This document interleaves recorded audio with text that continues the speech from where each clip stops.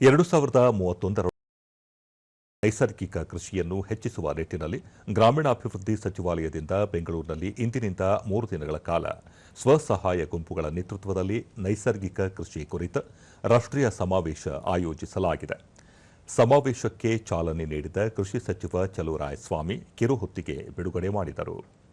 ಈ ವೇಳೆ ಜೀವನೋಪಾಯ ಮತ್ತು ಕೌಶಲ್ಯ ಅಭಿವೃದ್ಧಿ ಸಚಿವ ಡಾ ಶರಣಪ್ರಕಾಶ್ ಪಾಟೀಲ್, ಗ್ರಾಮೀಣಾಭಿವೃದ್ಧಿ ಸಚಿವಾಲಯದ ಹೆಚ್ಚುವರಿ ಕಾರ್ಯದರ್ಶಿ ಟಿಕೆ ಅನಿಲ್ ಕುಮಾರ್, ರಾಜ್ಯ ಸರ್ಕಾರದ ಮುಖ್ಯ ಕಾರ್ಯದರ್ಶಿ ಶಾಲಿನಿ ರಜನೀಶ್, ಕೃಷಿ ಮತ್ತು ರೈತ ಕಲ್ಯಾಣ ಸಚಿವಾಲಯದ ಉಪ ಕಾರ್ಯದರ್ಶಿ ಗೋಲ್ವೀಣಾ ಬಧಾನ್ ಮತ್ತಿತರರು ಪಾಲ್ಗೊಂಡರು.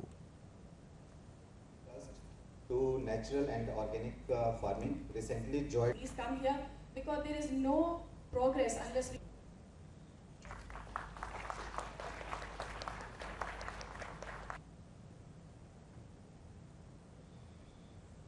ಬಳಿಕ ಚಲುವರಾಯಸ್ವಾಮಿ, ರಾಜ್ಯ ಸರ್ಕಾರ ನೈಸರ್ಗಿಕ ಹಾಗೂ ಸಾವಯವ ಕೃಷಿಗೆ ಆದ್ಯತೆ ನೀಡಿದ್ದು, ಗ್ರಾಮೀಣ ಜೀವನೋಪಾಯ ಯೋಜನೆಯಡಿ ಕೃಷಿ ಸಖಿಯರ ನೇಮಕ ಸೇರಿದಂತೆ ಹಲವು ಕ್ರಮಗಳನ್ನು ಕೈಗೊಂಡಿರುವುದಾಗಿ ತಿಳಿಸಿದರು.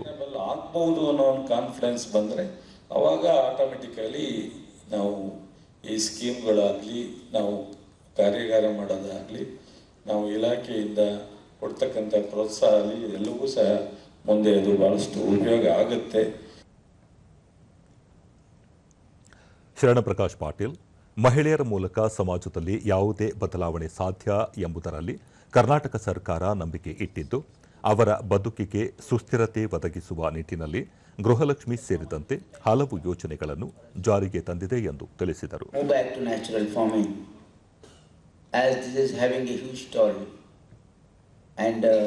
There are various studies that it is having an adverse impact on not only on the soil health, on the health of the individuals as well.